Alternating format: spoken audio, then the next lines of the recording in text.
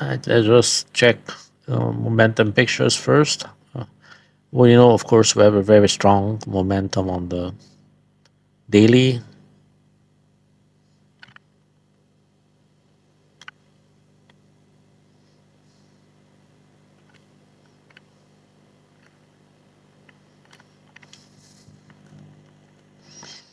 For hours was a very inviting candle structure.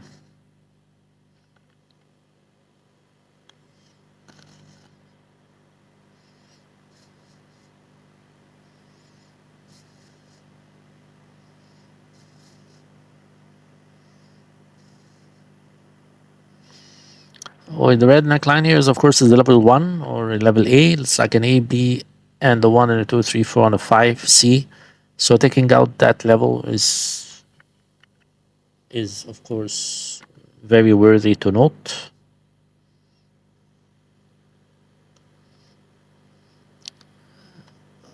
Take it to 1 hour. We may be getting now a trigger on the 2 hours. We're not really getting a trigger on the 1 hour.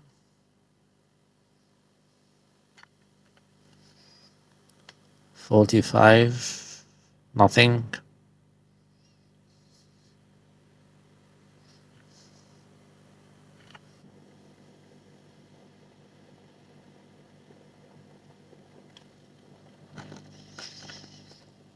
All right, this is of course a 30-minute chart. We believe we're going to be seeing triggers on the 15 minutes, on the 5 minutes. I don't know about the 45. We just checked the 45, but we don't have a trigger on the 45.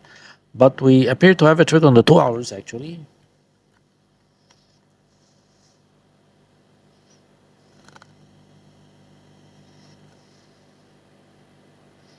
Our steady positive momentum on the 2 hours, and on the 1 hour, of course, on the 4 and on the day. So we don't, but we may actually have a trigger on the 1 hour. So we're going to take it. Let's take it now to 15 minutes. Check for triggers. We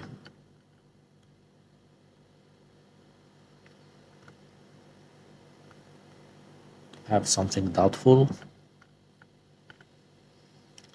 We'll take the trigger because it looks like we have reversal. All right, let's first highlight what we're trading. So I'm going to buy a breakout of that leg 3 into leg 5. I believe 4 is finished. I could be mistaken, meaning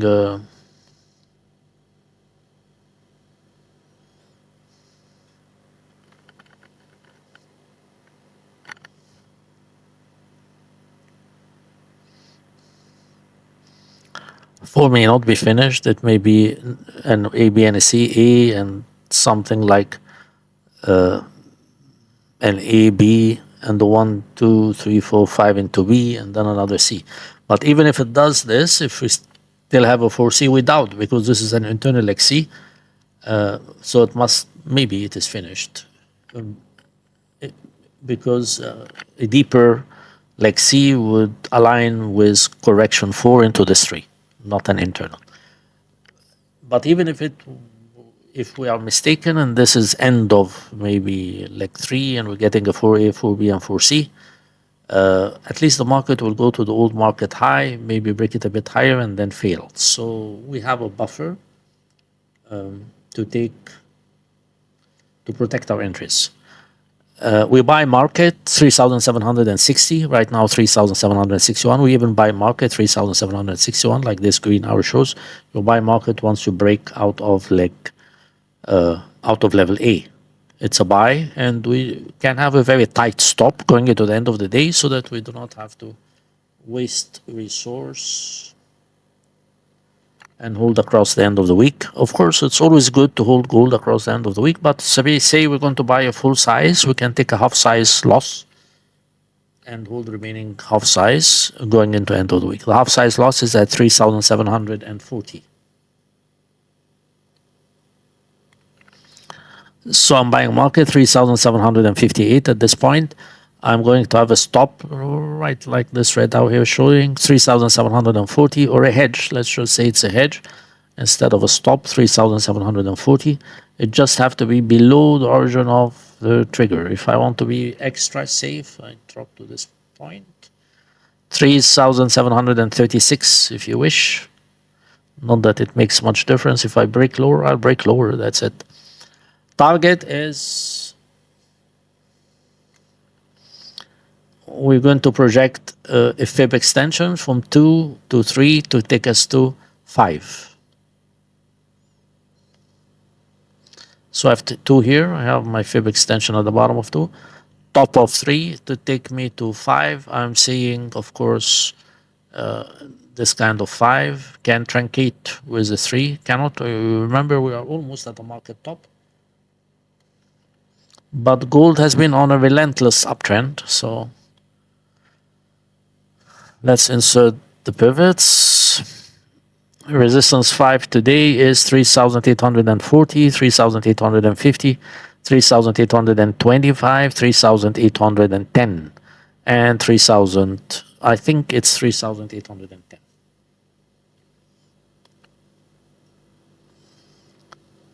Take it to 45 minutes.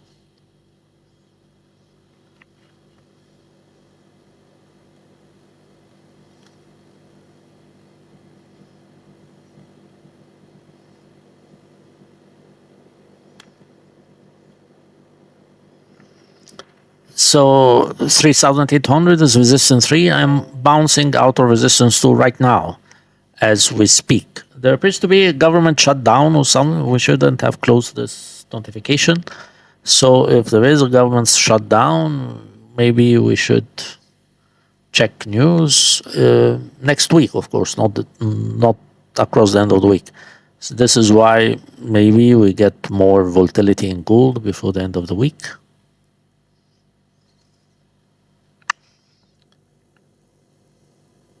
So government shutdown in the United States occurs when parts of the government will have to close if there is no money approved by Congress for their activities. They have surpassed their budget, and therefore, in order to move on to other activities, continue with the work, they need to have approval for additional money from Congress. Usually, both parties will quarrel over this, Republicans and Democrats, and therefore it takes time. And the government or parts of the government will close down until new funds are approved. Maybe we're getting something next week in that line, and therefore usually gold moves higher on the pretext that this is the risk adverse situation.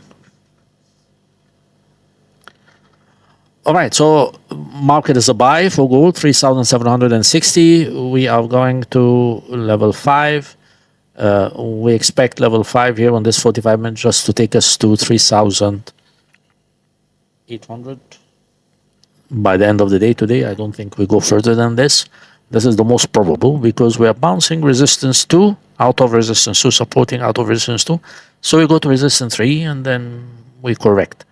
On the 15 minutes, we can take it to 3,815, 3,810. End of story. If you wish to hold across the end of the week, of course, it's always good to hold gold across weekends, but it's risky too, and a bird in your hand is better than 10 on the tree, like the saying goes. If we get to see 3,810, 3,800, market now is 3,760, I would close, or at least close part of the size. We can go full size right now. It appears to be a good trigger. So we can take a half size profit towards the end of the day, hold remaining half size across the end of the week. It's always good to hold gold across weekends, and usually gold does not move before end of week unless there is a rumor about something that is going to break across the end of the week. Remember, Mr. Trump keeps issuing a lot of news and rumors, which are called fake news by others, sometimes even to move the markets so that maybe his business friends make money on the moves if they have insider information. So, of course, we take it and consider it all across end of week.